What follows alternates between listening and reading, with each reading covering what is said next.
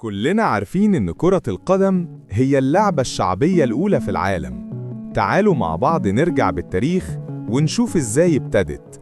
أول ماتش كورة دولي اتلعب كان سنة 1872 بين إنجلترا واسكتلندا، والماتش خلص تعادل من غير أهداف. وبعدها بشوية سنة 1884 اتعملت أول بطولة دولية اسمها البطولة البريطانية. ساعتها الكورة كانت لسه محصورة جوه بريطانيا وأيرلندا، بس مع نهاية القرن ال19 اللعبة ابتدت تكبر وتتشهر لدرجة إنهم حطوها في الأولمبياد سنة 1900 و1904 كرياضة استعراضية من غير ميداليات. لكن سنة 1908 دخلت رسمي في الأولمبياد، بس كانت للهواة بس. الإنجليز وقتها كسبوا البطولة مرتين ورا بعض. وهنا يجي دور واحد مهم، السير توماس ليبتون. الراجل ده عمل بطولة اسمها كأس ليبتون سنة 1909 في إيطاليا. البطولة كانت للأندية المحترفة، لكن المفاجأة إن إنجلترا رفضت تبعت أنديتها الكبيرة، فليبتون جاب نادي هاوي صغير اسمه غرب أوكلاند.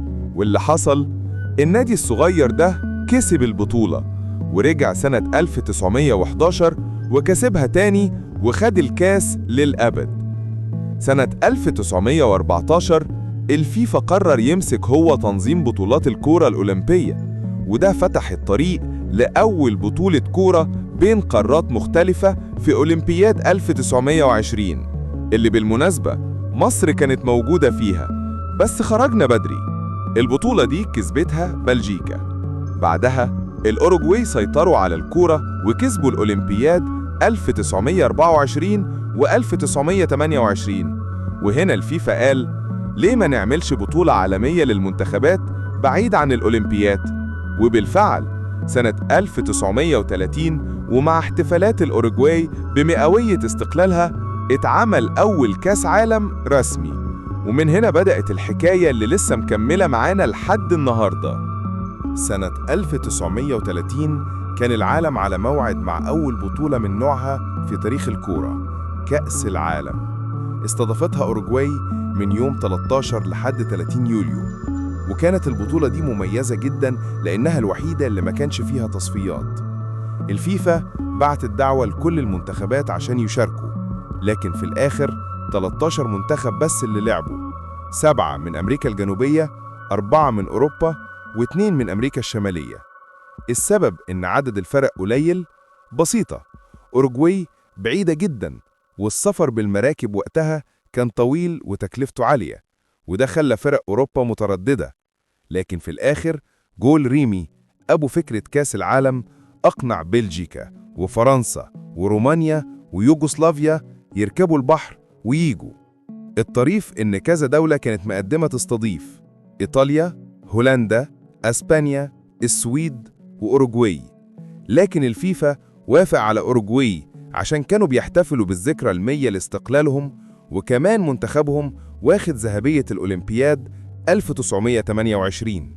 والأهم من كده الحكومة الأوروغوايانية قالت إحنا هندفع كل التكاليف. أول ماتشين في تاريخ البطولة اتلعبوا في نفس الوقت. فرنسا كسبت المكسيك 4-1، وأمريكا غلبت بلجيكا 3-0. أول هدف في تاريخ كاس العالم سجله الفرنسي لوسيان لوران، وده دخل التاريخ. وكان هداف البطولة اللاعب الأرجنتيني جييرمو ستابيلي برصيد 8 أهداف.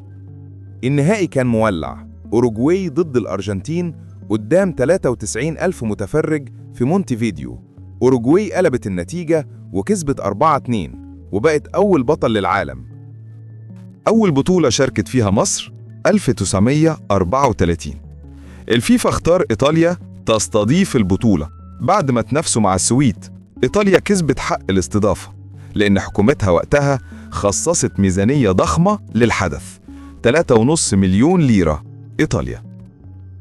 المرة دي لأول مرة يتعمل تصفيات عشان 32 منتخب كانوا عايزين يشاركوا، واللي تأهلوا 16 بس البطولة كان ناقصها حاجة مهمة: الأوروغواي اللي كانوا حامل اللقب رفضوا يشاركوا رداً على مقاطعة أوروبا ليهم في 1930.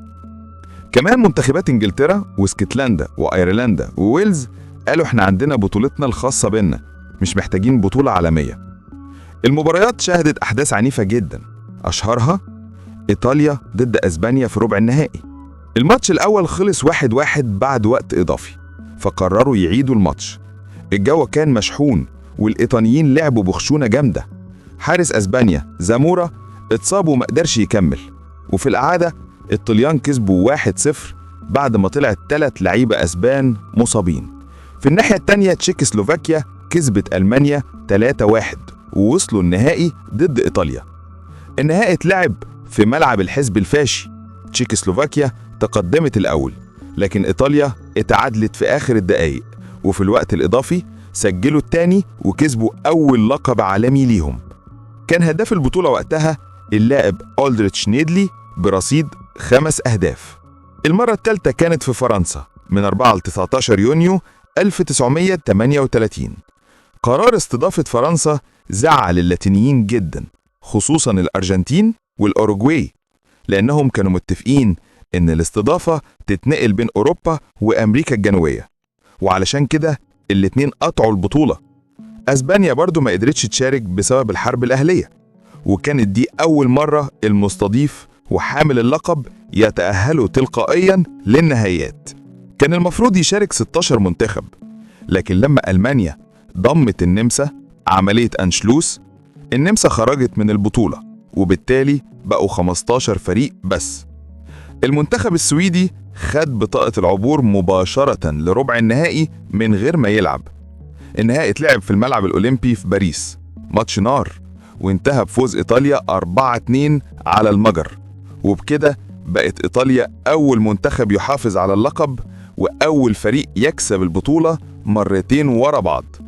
ليوناردو دا سيلفا اللاعب البرازيلي حصل على لقب الهداف برصيد 7 أهداف. بعدها الحرب العالمية الثانية وقفت كل حاجة 12 سنة، من 1938 لحد 1950. يعني إيطاليا فضلت بطلة العالم 16 سنة من غير ما تلعب بطولة، ودي أطول مدة فريق حافظ فيها على اللقب. والطريف بقى إن الكاس نفسها كانت هتضيع في الحرب. نائب رئيس الفيفا الإيطالي أوتورينو باراسي خبى الكاس في صندوق جزم وحطها تحت سريره لحد ما الحرب خلصت، وبكده أنقذها من النازيين. وبكده تكون خلصت حكايتنا عن بداية كرة القدم وبطولة كأس العالم من سنة 1930 إلى سنة 1938. استنونا في الجزء الجاي وهنكمل مع بعض باقي حكايات المونديال اللي عمركم ما سمعتوها قبل كده. ولو عجبك الفيديو ما تنساش تعمل لايك وتشترك في القناة عشان يوصلك أول ما ننزل الحلقات الجديدة.